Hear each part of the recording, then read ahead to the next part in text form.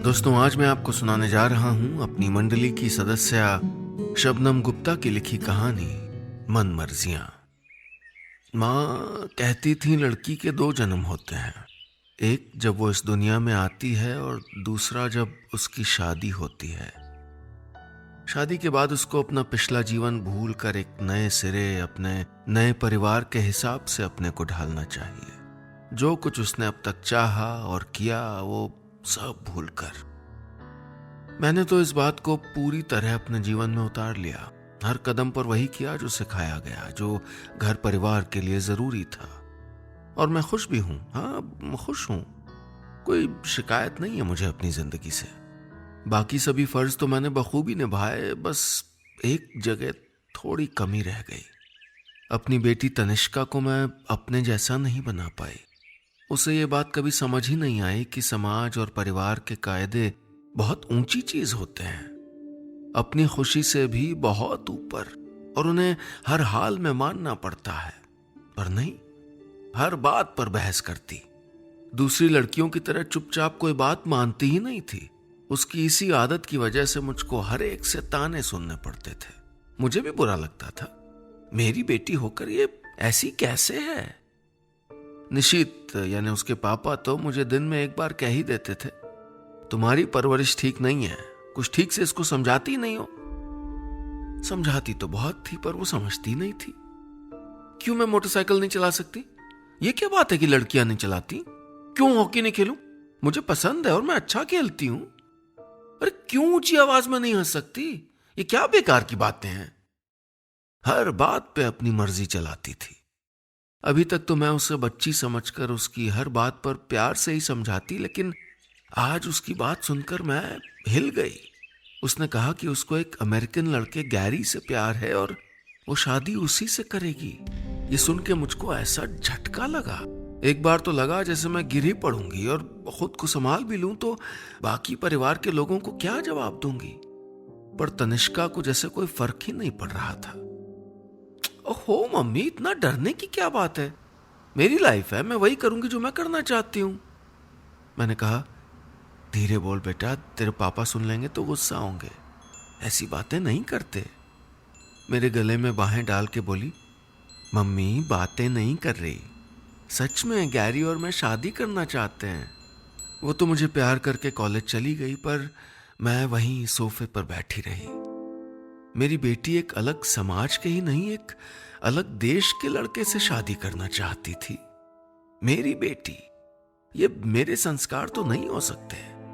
एक बार फिर मेरी ममता और परवरिश दोनों ही इस कसौटी पर खरे नहीं उतरे थे। मैं सारा दिन इसी बारे में सोचती रही। डर रही थी कि निशांत को कैसे बताऊंगी। शाम को तनिष्का घर आई तो मैं रसोई में उसके लिए सैंडविच बना रही थी। वो वहीं मेरे पास रसोई की स्लैब पर बैठ गई और खाने लगी। बचपन से उसकी यहीं बैठकर खाने की आदत थी और मुझे ये कहने की, तनु यहाँ नहीं, टेबल पे बैठ के खाओ। पर आज मैंने कुछ नहीं कहा। तनु बोली, मम्मी पापा से बात की? मैंने कहा, नहीं, हमारे परिवार में ऐसा नहीं होता तनु।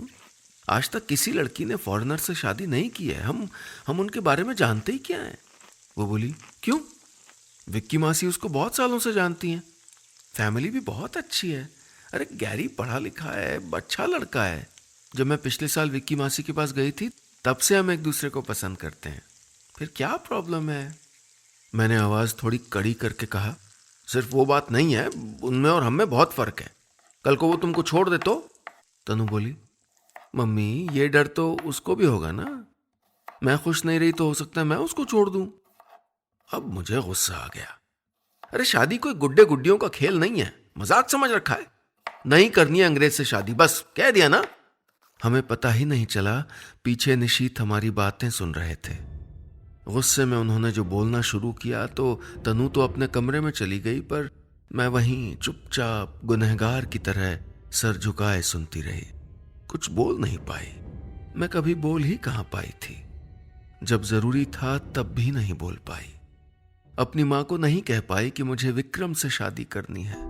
जब मां ने कहा कि तुम्हारी शादी हमारी पसंद के लड़के से पक्की हो गई है, तब भी नहीं बोला कि मुझे कोई और पसंद है।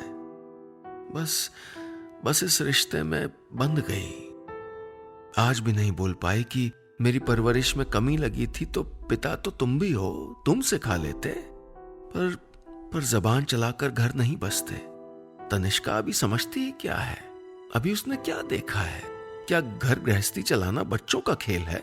रिश्ते निभाना आसान बात नहीं है। और यही तो मैं उसको सिखाने की कोशिश कर रही थी, पर वो बचपन से ही ऐसी है। जब प्ले स्कूल में थी और क्लास में बैठने का मन नहीं होता था तो क्लास से उठकर बाहर चली जाती थी। टीचर बुलाती तब भी नहीं आती थी। मैं पूछती, क्यों तनु, आज क्लास के बाहर क्यों चली गई थी? तो कहती, क्योंकि मुझे क्लास में नहीं बैठना था। मुझे बहुत हंसी आती थी उसकी बात सुनकर। कैसी बच्ची है, कुछ जानती नहीं। जैसे तो सिर्फ अपने चाहने से दुनिया चलती है। क्या जिंदगी सिर्फ दिल के पैरों से चली है? अगले दिन तनु और निशीत के जाने के बाद मैं बालकनी में आकर बैठ गई। रात के तूफान के बाद की शांति तो थी, पर कुछ करने का मन नहीं था। मेरी नजर टेबल पर रखे फ्रेम में तनु की बचपन की फोटो पर गई। उन दिनों उसको तैयार करने में इतना टाइम नहीं लगता था जितना सिर्फ उसके बाल संवारने में लगता था। ऐसे घने और घुंघराले बाल थे, मेरे हाथ दुख जाते थे, पर उसकी चोटी बनती ही नहीं थी। मैं उसको कहती, तेरे बाल भी बिल्कुल तेरी तरह जिद्दी हैं तनु। वो रोज एक ही बात कहती, मत बांधो ना मम्मी, दुखता है। पता नहीं आज ये सब क्यों याद आ रहा था। मैं पुरानी एल्बम खोलकर बैठ गई। प्ले स्कूल के डांस में सब बच्चों के हाथ ऊपर दाईं तरफ थे। सिर्फ एक बच्चे के हाथ अलग थे, तनु के। जहां सब खड़े थे वो बैठी थी। मुझे याद आया, मैंने उस दिन उससे पूछा था, बेटा आप डांस के स्टेप्स भूल गए थे? तो उसने बड़ी मासूमियत से कहा था, मैंने याद ही नहीं किए थे मम्मी। ये लड़की बचपन से ही सिर्फ अपने ही म्यूजिक पर अपने ही स्टेप्स बनाकर डांस करती आई है। मैंने सोचा था बड़ी होगी तो समझ जाएगी। समझ आई भी, पढ़ाई में अच्छे नंबर लाने लगी। साइंस जैसे मुश्किल सब्जेक्ट्स के साथ भी स्पोर्ट्स में मेडल जीतने लगी। घर पे सब गुस्सा होते, लेकिन हॉकी खेलना नहीं छोड़ा। लड़कों के साथ हॉकी खेलती थी। मुझे बहुत गुस्सा आता, मैं मना भी करती, पर मानती नहीं थी। मैं दकियानुसी नहीं हूं, पर यह कहने में क्या बुराई है कि लड़कियों की तरह डांस सीख, म्यूजिक सीख, आर्ट एंड क्राफ्ट कर ले। ये क्या लड़कों की तरह हॉकी खेलती है? क्या बुराई है इस बात में? पर मेरी बात सुनकर मुझको प्यार करके कहती, आप कितनी क्यूट हो मम्मी। लेकिन न हॉकी खेलना छोड़ा, न क्राफ्ट करना सीखा। निशित वैसे तो तनु की हर बात पे गुस्सा होते थे, लेकिन जब 11th क्लास में उसे ऑलराउंडर की ट्रॉफी मिली तो बहुत खुश हुए। मेरी परवरिश को उस दिन कोसा नहीं, उल्टा सबको बहुत गर्व से कह रहे थे, मेरी बेटी है, अभी तो आगे देखना, नंबर 1 डॉक्टर या इंजीनियर बनेगी। पर इस लड़की ने कब मुझे चैन की सांस लेने दी। बस घर में फिर एक नई मुसीबत खड़ी कर दी थी। निशीत ठीक ही कहते हैं, मेरी ही गलती है। मेरी परवरिश में ही कमी रही, तभी तो वो हमेशा अपने मन की करती है, हमारी बात मानती ही नहीं। मैं एल्बम के पन्ने पलट रही थी तो तनिष्का की फेयरवेल पार्टी की फोटो आ गई। पहली बार साड़ी पहनकर कितनी बड़ी लग रही थी। उन्हीं दिनों की तो बात है, 12th के बोर्ड एग्जाम से पहले ही उसने कहना शुरू कर दिया था कि वो एंट्रेंस एग्जाम नहीं देगी और साइंस नहीं पढ़ेगी, उसको हिस्ट्री पढ़ने का मन है। हिस्ट्री! घर में एक और तहलका हो गया। निशित पहले तो प्यार से समझाते रहे कि साइंस के बाद करियर बन जाएगा, हिस्ट्री पढ़ के कौन से तीर चला लेगी। फिर गुस्सा भी किया, पर तनिष्का ने अपना फैसला नहीं बदला। उस दिन भी मैंने उससे प्यार से कहा था, क्यों नहीं कर लेती जो पापा चाहते हैं? वो बोली थी, और मैं जो चाहती हूं वो कौन करेगा? तो फिर अपने मन का किया उसने, कॉलेज में हिस्ट्री लेकर। पर अभी ये तूफान थमा ही था कि उसने फिर एक और धमाका कर दिया। कॉलेज की पढ़ाई के साथ साथ गाइड बनने की इंटर्नशिप भी कर ली।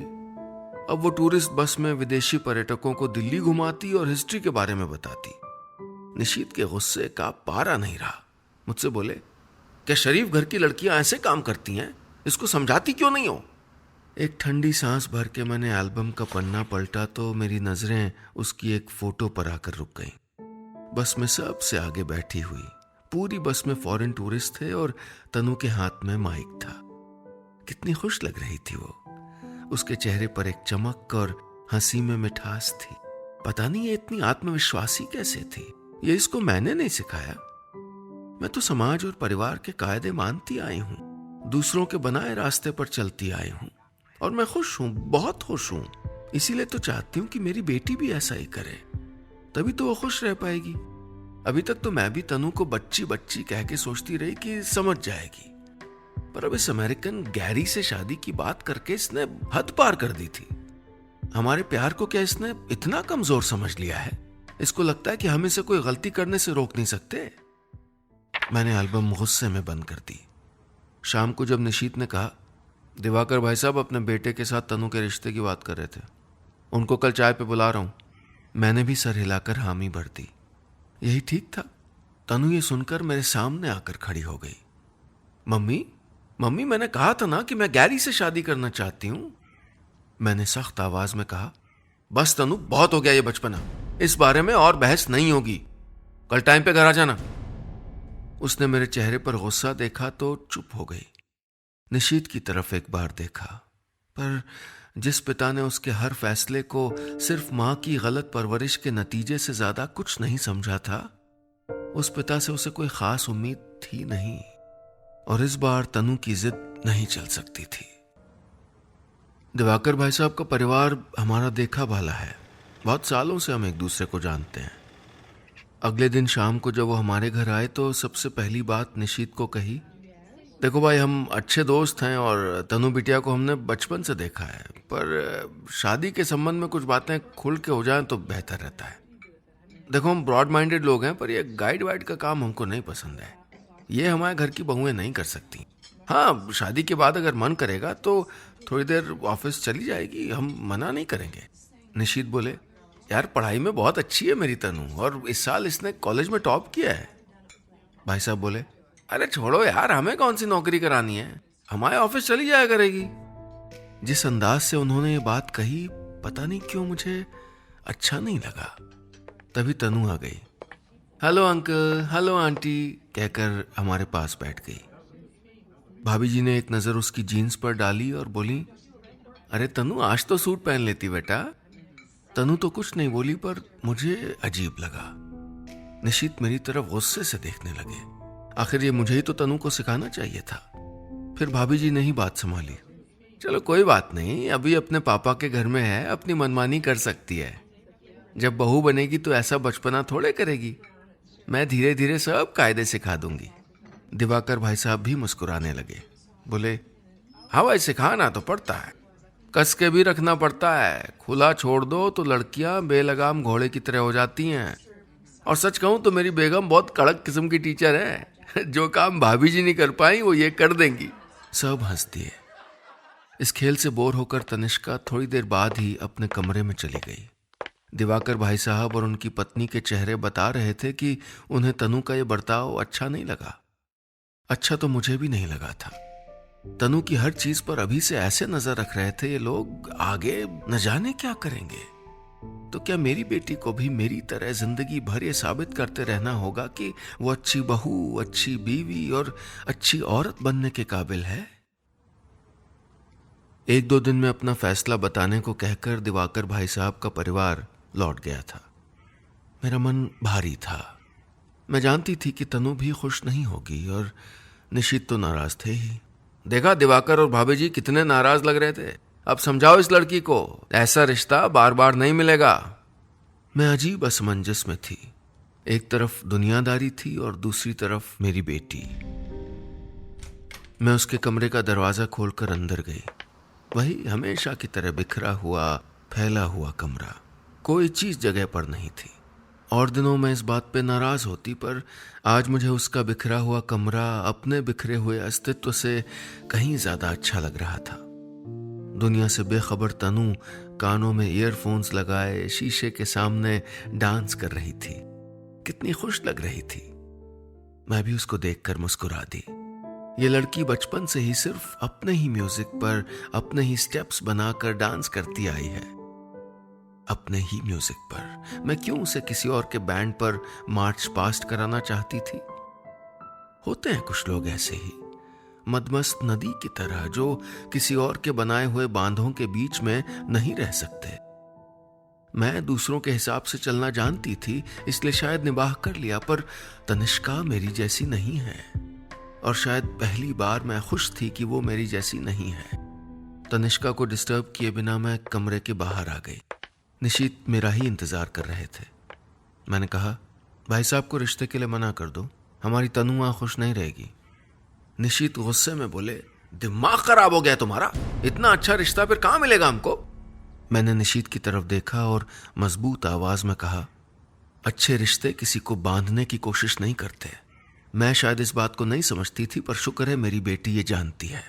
इस रिश्ते के बारे में अब इस घर में कोई बात नहीं होगी। निशीत मेरा चेहरा देखते रह गए। इतनी मजबूती से अपनी बात रखते हुए उन्होंने कभी देखा भी तो नहीं था मुझे। आज मुझे अपनी माँ की बात याद आ रही थी। माँ कहती थी, लड़की के दो जन्म होते हैं, एक जब वो इस दुनिया में आती है और दूसरी बार जब उसकी शादी होती है। शादी के बाद उसे अपना पिछला जीवन भूलकर एक नए सिरे से अपने आप को ढालना चाहिए। जो कुछ वो है, जो कुछ उसने अब तक सोचा और किया, वो सब भूलकर। पर क्यों जरूरी है लड़की का दूसरा जन्म? क्यों वो वैसे ही नहीं रह सकती जैसी वो है? क्यों वो गीली मिट्टी बनकर रहे किसी और के सांचे में ढलने के लिए? मेरी तनिष्का ऐसी नहीं है और न ही वो ऐसी बनेगी। आज मुझे यकीन हो गया था, मेरी परवरिश बिल्कुल ठीक है।